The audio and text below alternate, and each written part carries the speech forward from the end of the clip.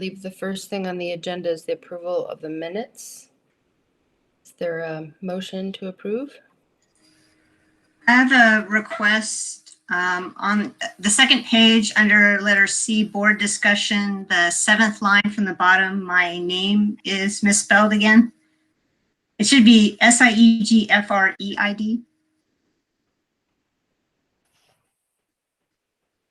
Thank you. You got that? Okay. Any other modifications?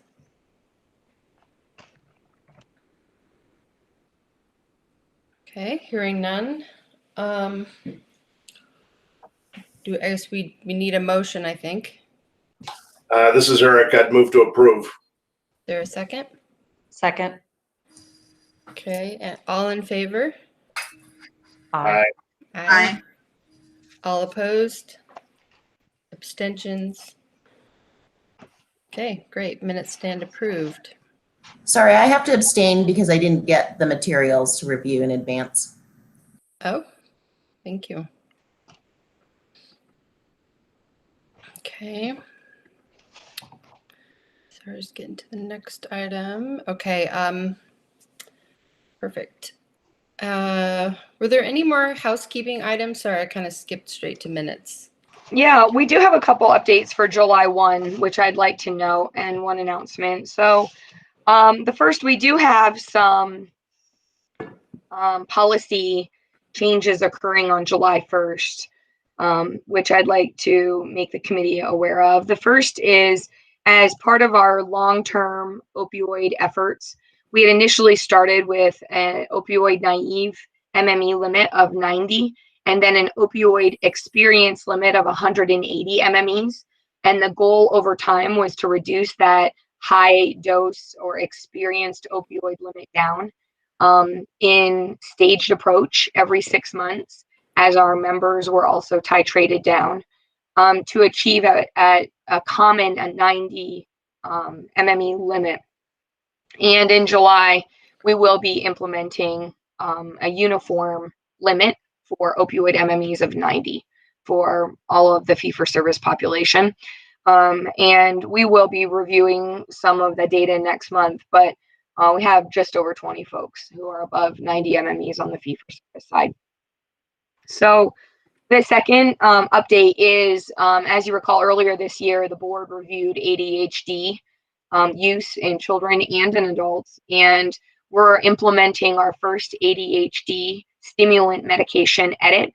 And with this, we're going to institute age edits for very young children. So aligned with the board recommendations, we will require a prior authorization for children less than 4 years of age who are prescribed a stimulant medicine, unless package labeling is different.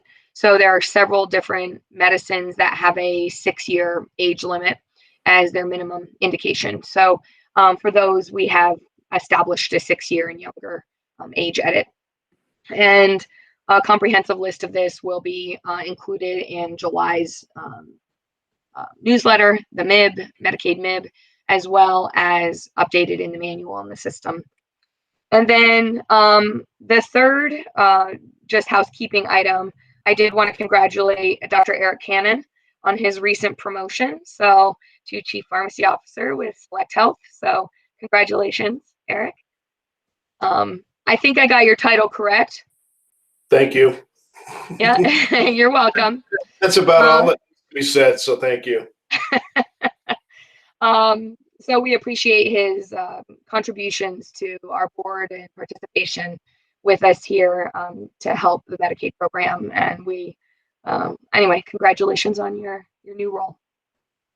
The one other item I thought I would just touch on is, many of you may have been aware that the legislature is working on budget that will impact Medicaid. So we have a 2%, 5%, and 10% budget line items that we have been working through in cooperation with the legislature in cooperation with Department of Health and Medicaid specifically over the last several weeks. And there are several pharmacy line items that have been put forth on this list. And one of them that I would like to note that would directly impact us here would be a unified PDL, which has been proposed. At this point, the final decisions will be made next week. There will be a social services subcommittee meeting or social services meeting next week, an executive meeting to also discuss what these final items will be that will be identified to include on that. So just a heads up, we'll have more information the next time we meet, but there is an interesting item that has been proposed on unified PDL. Whether or not it ends up on the final list, we'll know next week. Hey, Jennifer, just a quick question on that. I mean, one of the things that the state auditors of the legislature had recommended was that there was an analysis done around that. And, you know, has that been done, and are those results something that can be shared? Yeah, that has not been done at this point. I think the legislature presented its the OLAG presented its recommendations to the legislature just maybe a month and a half ago or so. So the analysis has not been completed yet. So depending on what happens next week, we'll dive into all those discussions, Eric, and weigh what work needs to be done to move into a unified PDL if that does get approved. So Yeah, great. Thank you. yeah, you're welcome. That helps. Okay, thank you, Jennifer. Next, we have the P&T committee update from Brian Larson. Yeah, so last month we had our annual ACO updates. Representatives from each of the accountable care organizations presented on their PDL methodologies to the P&T committee. Then we also reviewed cystic fibrosis gene therapies, and we expect to have those on the PDL in the near future. Next week, we'll be discussing, real similar to DUR today, we'll be discussing abortive treatments for migraines with a focus on some of the newer agents, including the CGRP antagonists. Okay, great. Thank you. All right, I guess then we move to our first major business item, the Ribelsis review.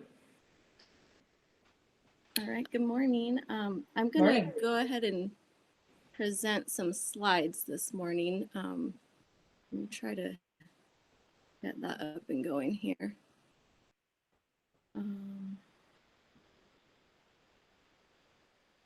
Are you able to see that all right? Hello, are you? Yes. Okay, Yes. great. Okay. So let's just get into it since we have a lot to cover this morning. So Ribelsis is a new dosage form of semaglutide approved for the treatment of adults with type 2 diabetes. Semaglutide was initially approved as the subcutaneous injection Ozempic. Ribelsis is the first oral formulation of the GLP-1 receptor agonist drug class. Other GLP-1 RAs are only available as subcutaneous injections. Oral semaglutide is administered once daily, whereas a few injectable GLP-1s offer less frequent administrations of once weekly. Like other GLP-1 agents, oral semaglutide is highly effective for reducing A1C and promotes weight loss. Oral semaglutide is safe and effective for use as monotherapy or as add-on therapy to metformin, sulfonylureas, TZDs, SGLT2 inhibitors, or insulin, as demonstrated during the PIONEER clinical studies. Newly diagnosed patients with type 2 diabetes are typically started on metformin. If intensification of therapy is needed, if the patient is without cardiovascular disease, add-on therapy can be selected from any of the following 6 drug classes listed there. For patients with ASCVD or indicators of high CVD risk, the ADA recommends prescribing an agent that has a labeled indication for reducing cardiovascular events as part of the glucose-lowering regimen with metformin and independent of the patient's A1C. For patients with type 2 diabetes and chronic kidney disease or heart failure, Guidelines specify preference of an oral SGLT2 inhibitor with evidence of benefit for these conditions. If patients have a contraindication or intolerance to SGLT2 inhibitors, then a GLP-1 agent with proven CVD benefit is secondarily preferred. This table displayed shows the GLP-1 RAs and SGLT2 inhibitors that have a CV-related indication, such as reducing the risk of major cardiovascular adverse events, abbreviated as MACE. The GLP-1 RAs that reduce MACE risk are dulaglutide, liraglutide, and the subcutaneous formulation of semaglutide. Oral semaglutide is not yet labeled for reducing the risk of MACE. In the cardiovascular outcomes, well, I'll just keep it on this slide for now. But in the cardiovascular outcomes trial, oral semaglutide was non-inferior versus placebo for MACE risk reduction. However, superiority over placebo was not achieved for this primary endpoint. Nonetheless, oral semaglutide can serve as an option for patients who have difficulty or inability with administering injectable GLP-1 therapies, especially if an oral SGLT2 inhibitor cannot be used. For instance, in the case of a creatinine clearance below 45 mils per minute. So prior authorization considerations for oral semaglutide are provided for you on page 18 of the report.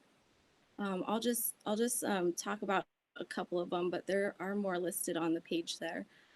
Step therapy may be considered to ensure agents are selected according to treatment guidelines for patients with cardiovascular disease, heart failure, and kidney disease. For patients who could benefit from an injectable GLP-1, but who cannot manage injections either due to a cognitive barrier or a physical function barrier that inhibits safe, reliable use of a self-injection, oral semaglutide may be considered. And lastly, you might consider educational notes that could be included on the PA form, just to remind prescribers about safety precautions for semaglutide, such as monitoring renal function in patients reporting severe gastrointestinal reactions, and the black box warning regarding thyroid tumors. And I'll go ahead and leave it at that and let you get to your discussion. Thank you. Are there any questions for Valerie at this point?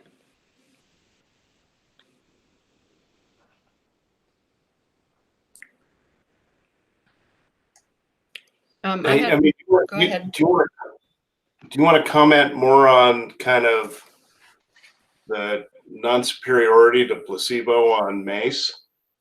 I mean, I think we would have thought that, you know, at least compared to placebo, we would have seen improved cardiovascular outcomes, especially given some of the data and everything else that's sitting out there right now. So any insights on that? And, you know, I'm sure there'll be some public comment on that, but. Yeah, I can't remember exactly what the time cutoffs were. I know we have MACE reduction with other GLP-1 receptor agonists. So I'd have to compare like the time points those were taken.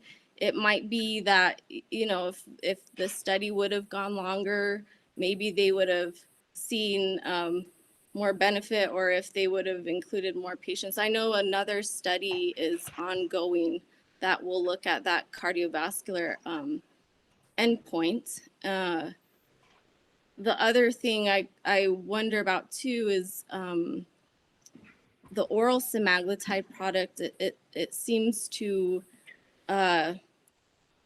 the higher dosage seems to reflect more along the lines with what the lower dosage of the injectable product produces. But of course, the oral product does still, you know, do a good job at getting that A1. It does a real good job at getting that A1C down and yielding weight loss and things like that. So maybe I don't know if we have a medical liaison that might be able to speak more to, about that particular endpoint there. Did I help kind of answer some of that, Dr. Cannon? No, I mean, I think that's helpful. I mean, I think you see, and I guess the curiosity for me is just, can you see similar cardiovascular benefits with an SGLT2 and not have to bear the expense of the GLP-1? But I think insights on that are something we probably need. Yeah, and just to remind you, the endpoint did trend to reduce MACE. It's just this statistical significance wasn't reached. So at least we are seeing still the trend in that direction.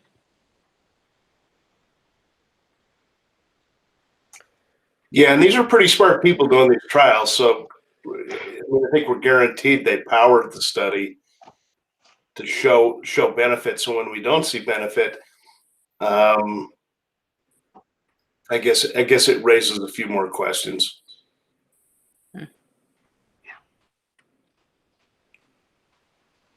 I had a question about our existing forms for the other agents in this class. Do any of those require step therapy or no?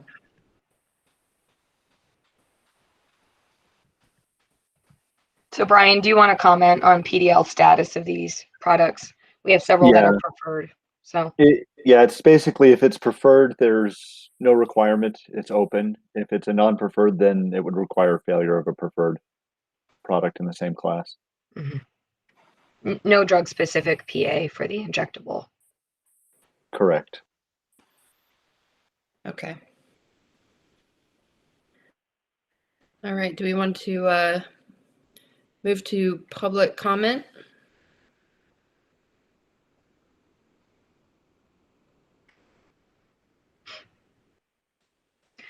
We do have some draft PA criteria here too for this product. Okay. All right. Sounds like we don't have public comment at this point. Okay. Is there any committee discussion on this draft here?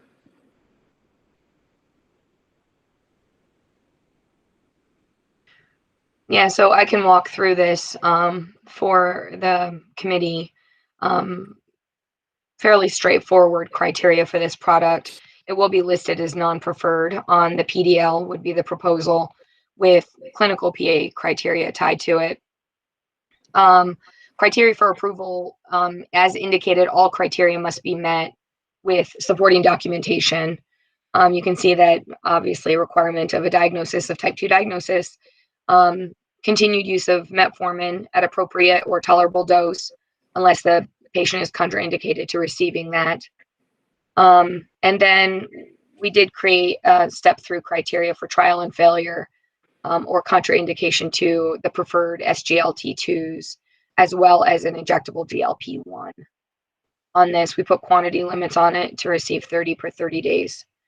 At this point, we did not put on any of the safety criteria, which Val had noted we could potentially put black box warning or safety monitoring criteria. That wasn't included on this draft PA. So I'll leave it up to the board for discussion on the proposed criteria.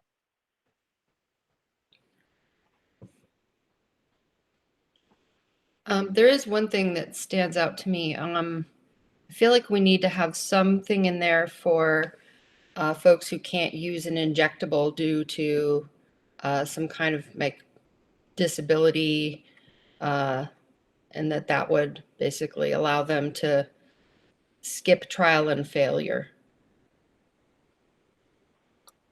That can be listed as the failure. The reason for failure is that someone's unable to administer an injection. Okay.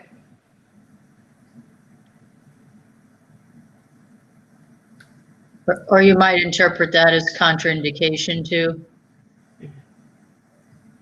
Right. I mean, as long as we've got the documentation, they're stating what the issue is. Someone has rheumatoid arthritis and they can't manipulate the injection, or whatever the case may be. we're going to take that into consideration. Can it be listed as an example? Because if you look at in a drug handbook, you don't see like physical disability listed as a contraindication. You know, so I'm not sure it would be interpreted the same way by everybody. We have a lot of other prior authorizations that require an injectable first. Uh-huh. And the problem that we run into is we get a lot of them. The most common reason we see for not wanting to use an injectable is they don't like needles. Right. And that's not necessarily sufficient.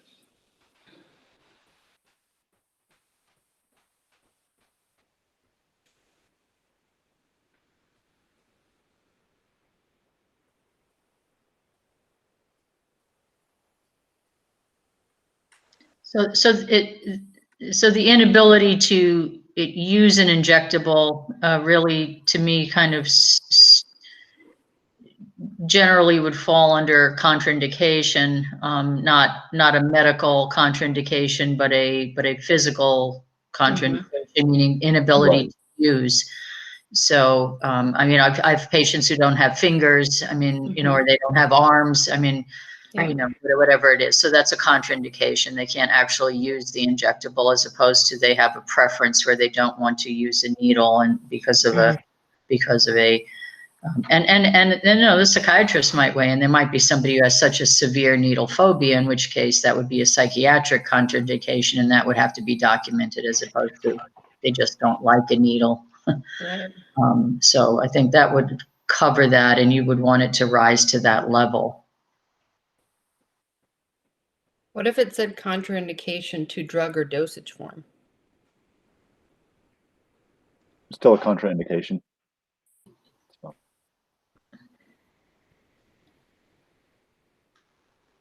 I have a question about the safety concerns that were raised, or what we want to put on there. This is way out of my scope of practice, so I don't know, you know, what that would say, but can somebody speak to that, please?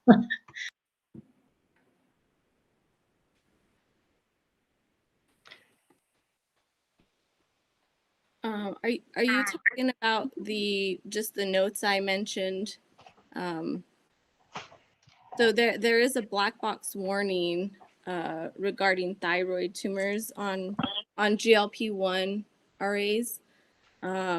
But I would think, you know, the prescribers that are prescribing these already know about that. The one I wasn't sure too much if everyone would be aware of is that there were rare acute kidney injury cases that have been reported. So although they're really unusual, any severe GI reaction, you know, it shouldn't be missed. It shouldn't be just assumed that, oh, that's the normal side effects, because GI side effects are common with these, but some of those may have to be investigated a little bit further, and actually so the package labeling points that out, where they're saying you need to do some kidney monitoring if someone's reporting severe GI issues. So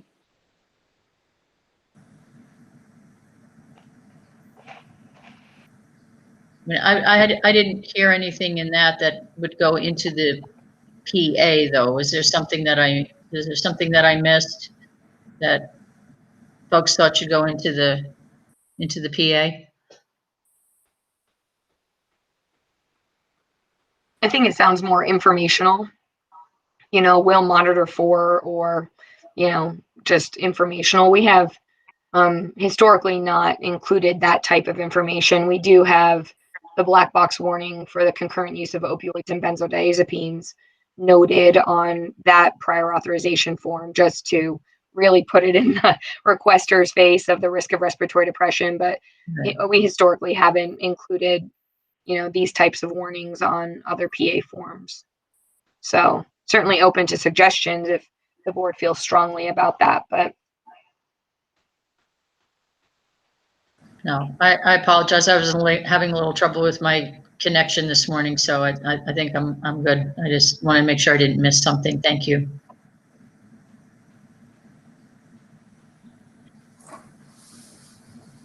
So I would move we accept this PA criteria as written. That's a second. Okay, so motion on the table. Any further comment? All right, if we're ready for a vote, all in favor, say aye. Aye. Aye. All opposed, nay. Abstentions? All right, these are now passed or approved. All right, the next item on the agenda is abortive oral CGRP therapy. All right, let me get that slideshow up for you.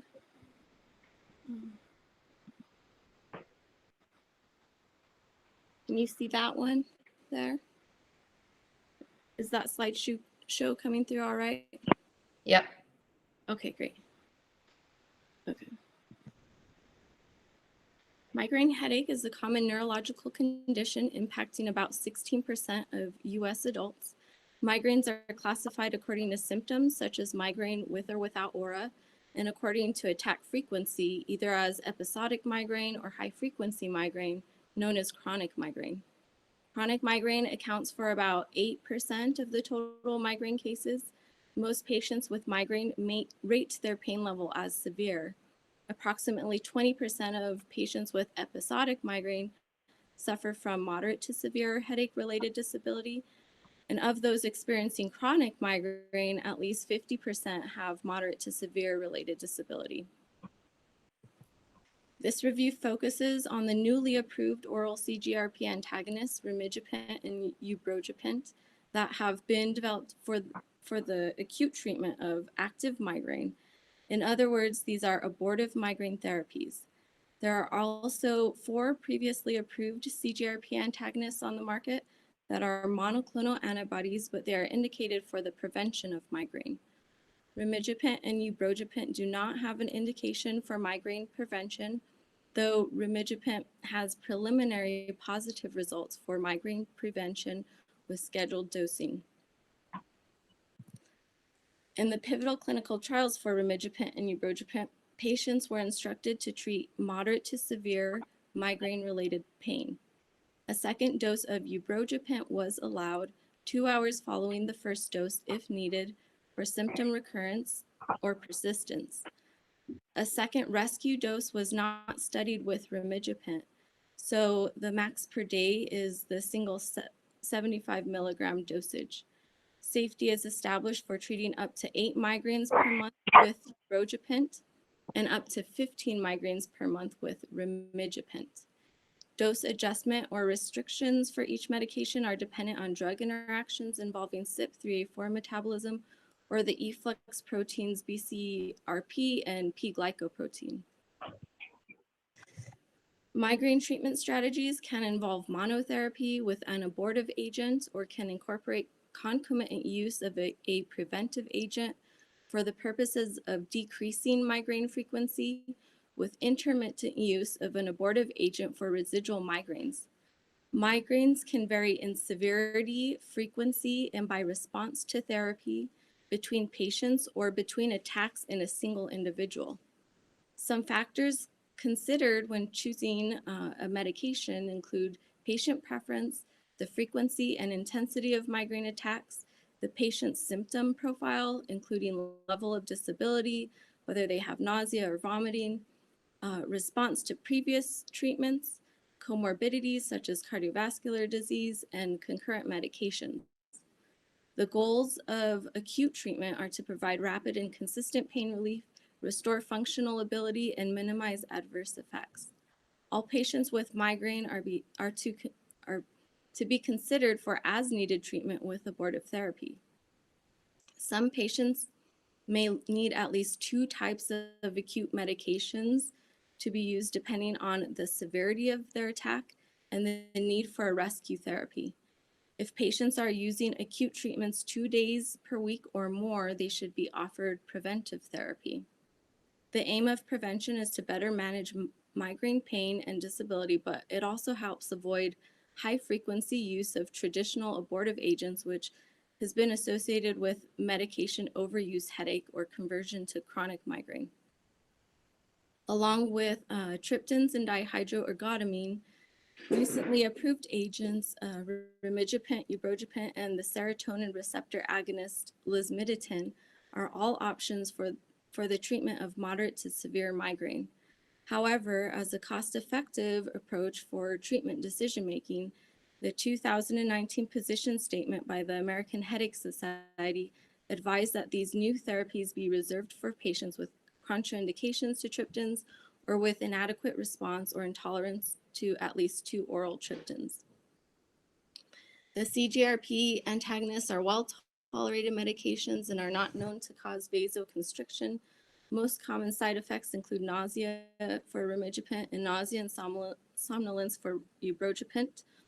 As you can see, they do not have the long list of contraindications as other abortive therapies do. The cardiovascular profile thus far is positive for these new agents, but there is limited information about the long-term use in patients with established cardiovascular disease. Thus, post-marketing surveillance has been required for these agents. Potential discussion points for the development of prior authorization criteria are provided beginning on page 19 of the report. Medicaid currently has a drug class specific PA in place for all CGRP antagonists, including acute and preventive agents. You may consider incorporating medication contraindication as an exception to trial and failure of the designated agents. And to follow along the lines of the 2019 AHS position statement, patients may be required to step through at least 2 different triptans. Otherwise, the provider's rationale of the reason that their patient should not receive triptans should be documented. You may wish to make some clarifications or have discussions regarding concomitant use of acute CGRP antagonists with other preventive approved agents.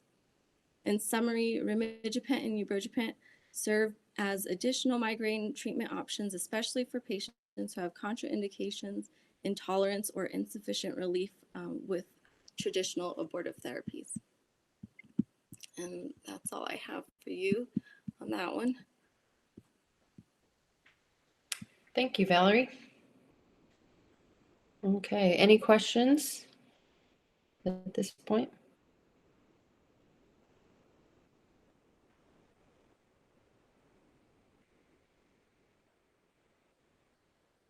Nope, okay.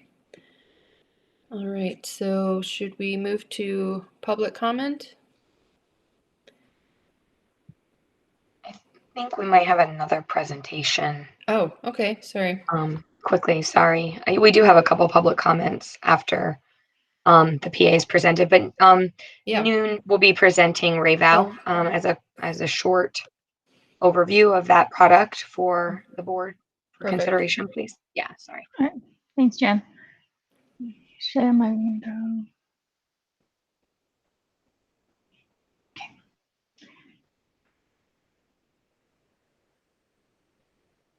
So I'm going to present the presentation on Rayvow. It's lasmiditan. So per package insert, this is the first approved by FDA in October of 2019. It is a serotonin 1F receptor agonist. It is the first and only on this class that is a diton right now. It is an indication for acute treatment of migraine with or without aura, by saying that it is not indicated for the preventative treatment of migraine. The recommended dosing is about 50, 100 milligram, or 200 milligram orally as needed. It's noted that only one dose is for 24 hours because of its half-life is about 6 hours. There are no safety data for use more than 4 migraine attacks in 30-day period. The second dose of lasmiditan has not been shown to be effective for the same migraine attack. There is some warning and precaution come with this medication. the driving impairment is quite significant. The clinical trial showed there's more sleepiness was reporting 8 hours following a single dose of lasmiditan compared to the placebo. They even stated that if the patient cannot be compliant with this advice, they should not be taking this medication. They can cause some CNS depression, such as dizziness and sedation. It can cause serotonin syndrome and medication overuse headache. It is Schedule 5 controlled substance because of its potential for euphoria and hallucination. Going over the mechanism of action for these medication, it is known to bind at high affinity to the serotonin 1F receptor. However, the exact mechanism is unknown. It's proposed to be inhibit the pain pathway, including the nerve responsible for sensation at the trigeminal nerve. It inhibits the release of neurotransmitter and neuropeptide, and it does not cause vasoconstriction of the blood vessel. This is the table comparing the tryptin, the well-known tryptin and the ditin.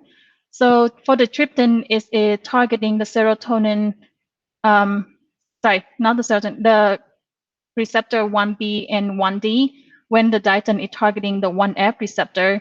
The MOA of the tryptin is, the tryptin is stimulating the serotonin to reduce inflammation, inhibit the vasoactive neuropeptide at the trigeminal nerve, as also inhibit the pain signal transmission, but it causes vasoconstriction. Compared to the ditin, it inhibit the pain pathway, inhibit the release of neuropeptide, but it does not cause vasoconstriction. Since it is causing vasoconstriction, the tryptin is contraindicated in the patient who has history of ischemic coronary artery disease, stroke, TIA, peripheral vascular disease, uncontrolled hypertension, severe hepatic impairment, and the ditin doesn't. However, because the mechanism of action of the lasmiditan have some similarity to the tryptin, there was some wonder if there should be any CV restriction. The clinical trial of the lasmiditan excluded patients with CV risk.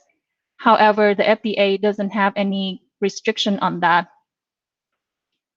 For the drug-drug interaction of the tryptin, is a contraindicated in patient who taking the ergot dihydramine within 24 hours. Any other serotonin agonist, medication that cause the monooxidase inhibitor, or any serotonergic drugs. The ditin is have interaction with medication that can cause CNS depression, should be used with caution. Any serotonergic medications such as SSRI, SNRI, also used with caution. That lasmiditan also been associated with lowering heart rate, so it is cautious to use with patient who is taking medication that can cause heart rate lowering, like beta blocker. The lasmiditan also inhibit the B-glycoprotein, so concomitant use of lasmiditan with any of those medications should also be avoided. The onset of action for tryptin is about 15 minutes to 1 hour, and the lasmiditan is within 30 minutes. The tryptin is second line to use in patient with pregnancy, when the first line is Tylenol.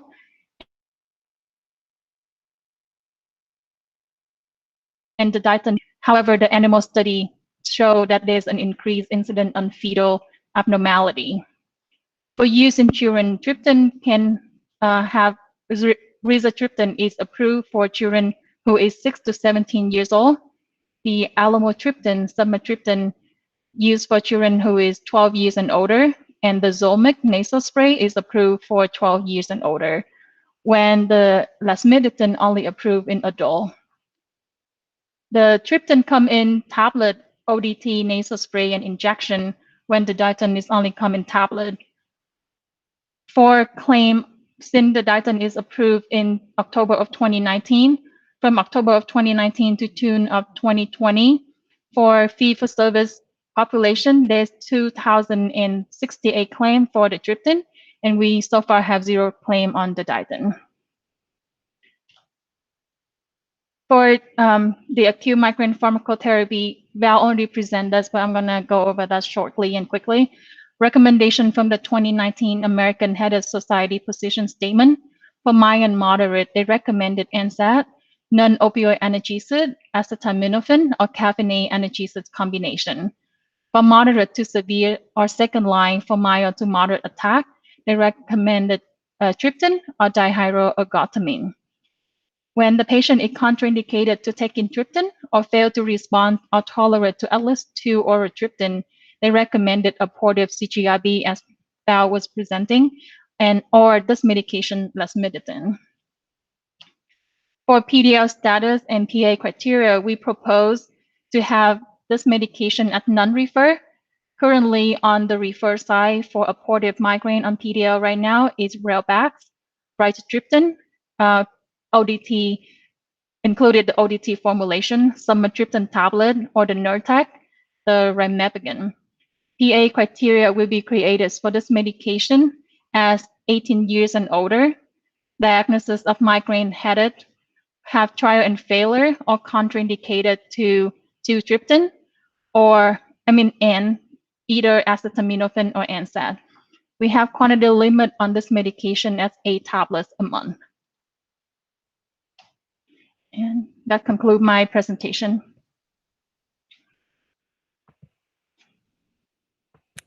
Thank you. Any questions?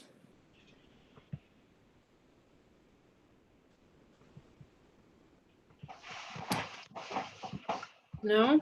Okay.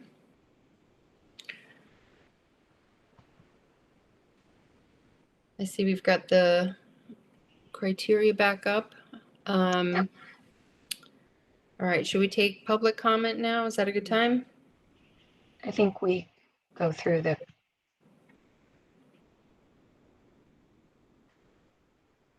I think we'll go through the criteria and then have public Okay. comment, if Sounds that's okay. good. Yeah, that's fine. So what we've presented, can members of the committee see the prior authorization for form for CGRP antagonists? Yes. Okay. So as stated earlier, we have included both oral and injectable forms on this prior auth form. And the criteria for injectable CGRPs is listed on the top. And this has been discussed with the committee previously. What we'd like you to weigh in today, I'll leave that present so you can see it. However, for today, we'd like to propose for the oral migraine abortive treatment for both of these agents that criteria for approval is as presented. They're over 18 years of age, and that the patient must meet the following criteria. So this is quite aligned with Val's presentation and recommendations, and also aligned with our prior criteria that we will rely on the requesting provider to indicate that the individual meets a diagnosis of migraine headaches as per established criteria from the International Headache Guidelines. And then a trial and failure of 2 triptans and a trial and failure of 1 agent from 2 of the following drug classes, NSAIDs as well as acetaminophen. We don't have contraindication information listed as a PA criteria, just to note that. I'm sure you noticed that. And then we've also established quantity limits based off of package labeling. And then reauth criteria is listed below. There's also notes listed on concomitant use of other agents. And this was touched on in the presentation, but concomitant use of other preventative anti-migraine and abortive migraine therapy is acceptable. Concomitant use of botulinum toxin A with preventative CGRP is not acceptable. Concomitant use of CGRP antagonists from both preventative and abortive treatments is not acceptable based off of available literature and safety data at this time. And I'd like to just leave this up for discussion. I think we have 2 public comments now. Okay. Any questions on this criteria first? I'm going to have some questions around pediatric off-label use, and if you have any information on that.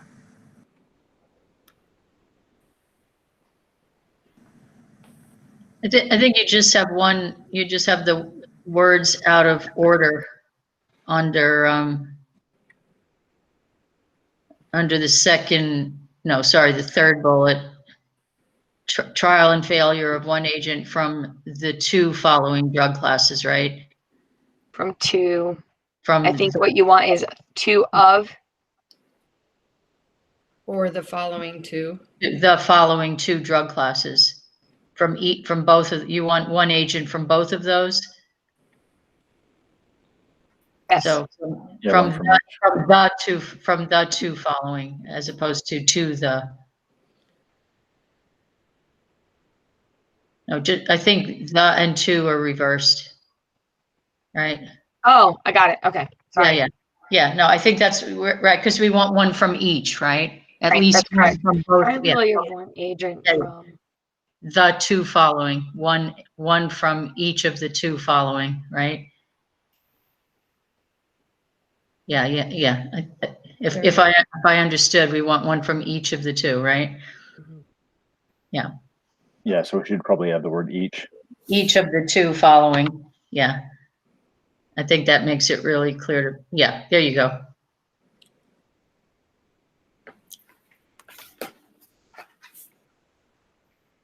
And on the pediatric, if you want to come back to that, but there are approvals. So I didn't know if that was a separate PA. I think we have two public comments. Catherine, do you have those listed, and then we can? Yeah. The first one, Josh Bishop from Allergan. Good morning. Can I just check that you're hearing me okay? Yep. All right. So my name is Josh Bishop. I'm a clinical pharmacist with AbbVie, formerly Allergan. I'm here to talk about UBRELVY. UBRELVY was the first CGRP receptor antagonist approved for the acute treatment of migraine. I'm going to first speak to the patient populations who should have access and then describe the key differentiators. We do believe that triptans will continue to be the standard of care for the acute treatment of migraine attacks. However, there are patients with vasospastic and ischemic cardiovascular conditions who should not be prescribed triptans. And this represents approximately 25% of the migraine population. We believe these patients should have first-line access to UBRELVY. Additionally, there's robust data confirming that many patients prescribed oral triptans have side effects that lead to discontinuation, and approximately 30% of patients on triptans have an insufficient clinical response. Regarding the 2019 AHS position statement that was referenced, it's important to note that this was published prior to the availability of these newer agents. Multiple studies have confirmed that nearly half of patients never actually refill their triptan, very few move to a second. And of those who have an inadequate response to triptans, approximately 53% of patients end up filling opioids or barbiturates. And while these patients, when these patients don't respond to their triptan, they end up using other healthcare resources, and we've estimated this to cost payers an additional $6,000 per patient per year. UBRELVY is a new treatment option for migraine patients, and it has differentiated itself from other newer agents, as well as the triptans for the cardiovascular and insufficient responder populations. I'll speak to 4 key differentiators. First, it has been proven safe and effective with a tolerability profile similar to that of placebo in a 52-week long-term safety study. It has only one contraindication related to concomitant use with strong CYP3A4 inhibitors. It has no warnings or precautions, and the most common adverse events were nausea and somnolence. The safety of UBRELVY used in combination with CGRP monoclonal antibodies was also established in a phase 1 study with both arenyumab and galcanezumab. The second differentiator, the phase 3 clinical studies of UBRELVY should be more representative of your migraine population than those of competitor products. And this is because we included patients with cardiovascular disease, patients with comorbid depression, and those who had previously failed triptans. Thirdly, in contrast to the competitor products, UBRELVY is only being studied for the acute treatment of migraine, and that should translate to more predictable utilization patterns for your population. The last thing, UBRELVY did achieve the FDA's co-primary endpoints of 2-hour pain freedom and absence of the most bothersome symptom at 2 hours. However, UBRELVY is the only medication to achieve pain freedom rates up to 55% in patients who chose to take an optional second dose. I'm going to close by respectfully requesting first-line access for migraine patients with cardiovascular disease and in those patients who have had an inadequate response to triptans. We have data showing low triptan cycling, increased opioid utilization, and higher healthcare resource utilization. So we believe a single triptan step is most appropriate. Thank you for your presentation.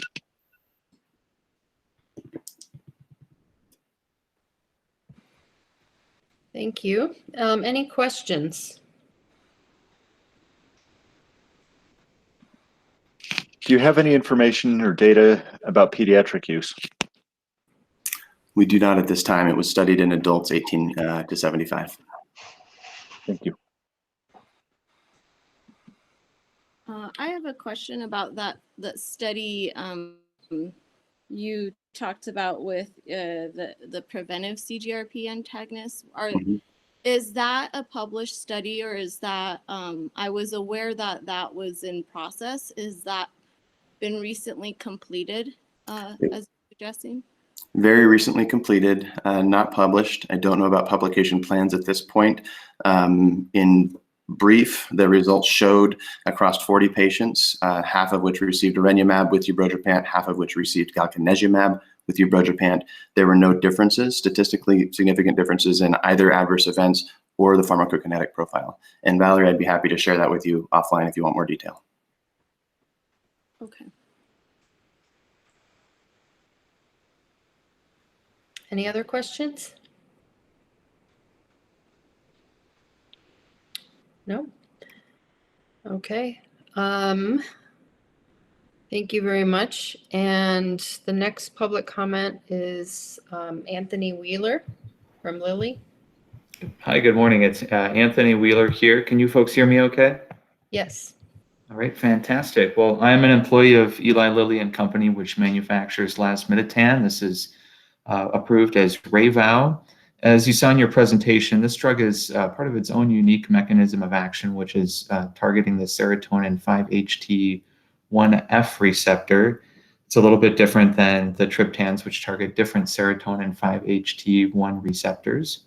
This is indicated for the acute treatment of migraine with or without aura in adults. It's not indicated for the preventive treatment of migraine. There were 2 randomized controlled trials that made up the registration studies for this drug. They looked at all 3 doses of Rayvow, and in these studies, 28 to 39% of patients taking Rayvow achieved pain freedom at 2 hours after the first dose of the drug. The efficacy of Rayvow is not affected by prior triptan use or concomitant preventive use, but just keep in mind that the CGRP monoclonal antibody drugs for prevention of migraine were not around when Rayvow was being studied, so that statement doesn't exactly apply to that class of preventive drugs. The recommended dose is 50, 100, or 200 milligrams. It's an oral tablet taken as needed. And do keep in mind that this drug is a central nervous system penetrant, so it was evaluated by the DEA for scheduling, and it did receive a Schedule 5 designation from the DEA. It's a controlled substance. And also, as was mentioned by your presenter, there is a driving restriction for 8 hours. So please see the package insert for all the safety details on Rayvow, and I'm happy to try to answer any questions you have. Thank you. Any questions?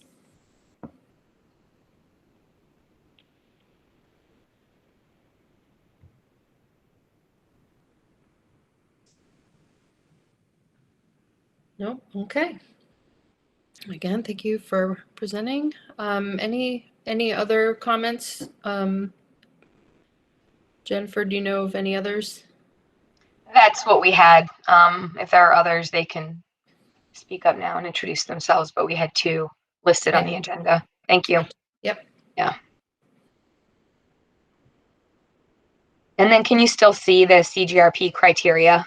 Yes. That's still posted? Wonderful. Mm-hmm. So I think we're ready for that discussion if the board. Yep.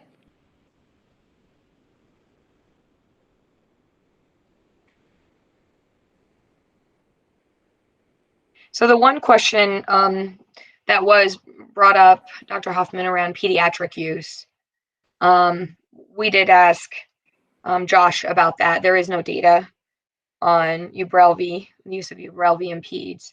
But Val, as I looked at your report, I didn't see any note of data for the use of these products in pediatric patients.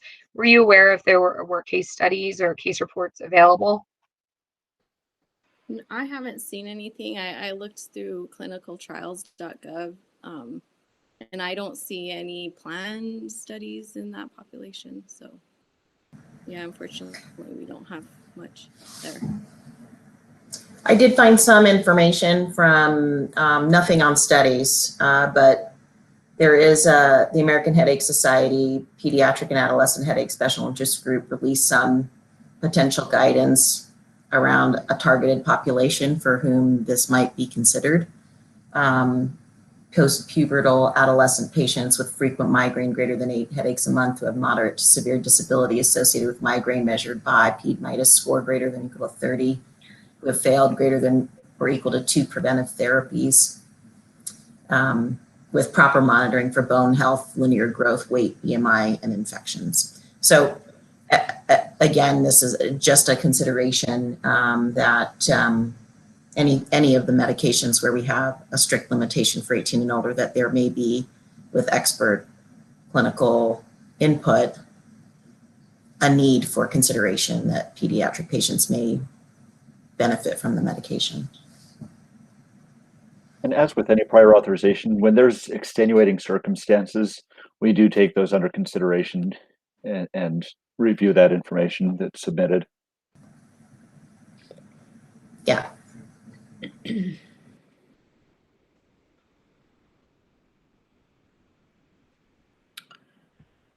Okay. How do we feel about this criteria? Any additions or changes?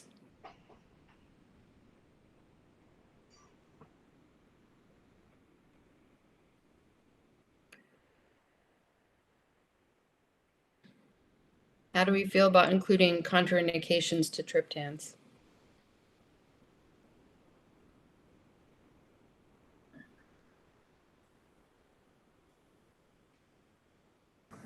Do I understand the question, including contraindications to triptans into the PA, you mean? Right.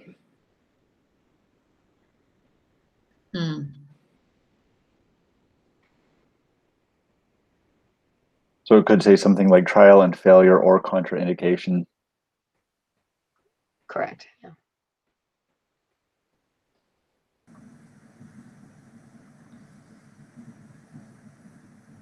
Well, probably should say or contraindications like we had on the other PA, right? Mm-hmm. I mean, Yeah, there I are agree. yeah, there are significant contraindications to triptans. Not that I thought you were saying, should we list them? No, no. Just That's where I mention. got lost, sorry. Yeah. Yeah.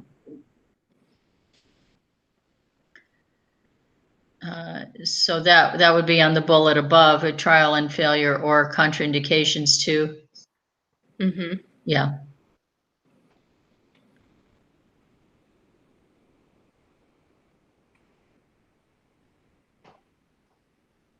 Or however you're going to word that. Yeah. Is that a recommendation to add that? Oh, yes. Yeah. Yes.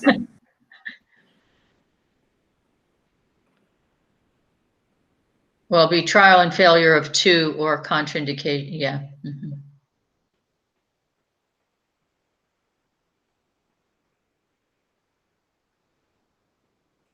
Okay.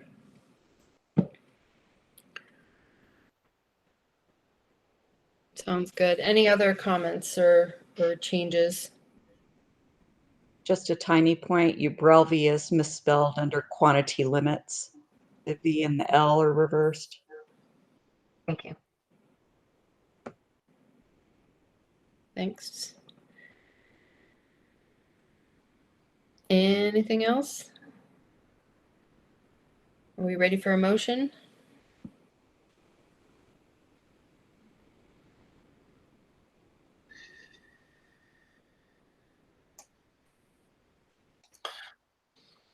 Hearing no dissent with what we've already got on the screen here, I would Yep. move to accept this.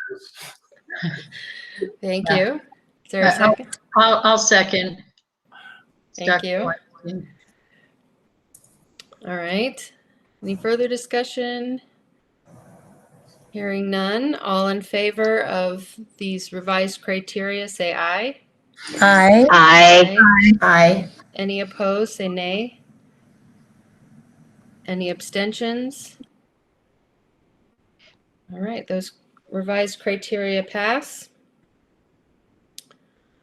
All right, looks like that's the end of our agenda. Is there anything else, Jennifer, that we need to discuss before we adjourn? Sure. Just a note, our next meeting in July will actually be a working meeting. We'd like to review with the board just utilization of medications, prior authorization criteria that exist, and go through as a working meeting just the pharmacy, just a lot of our pharmacy data. And we'd like to review with you where we are with regard to our efforts around some of our quality objectives as well that the board has addressed, such as utilization of antipsychotics in children and those types of updates. So that will be scheduled for July. Sounds great. Great. All right, is there a motion to adjourn? Yeah, I will move to adjourn, but I would love to note for the minutes that Yes. It is 8:19 and we reviewed 2 topics and finished 10+ minutes early. So Thank you. Thank you to everybody.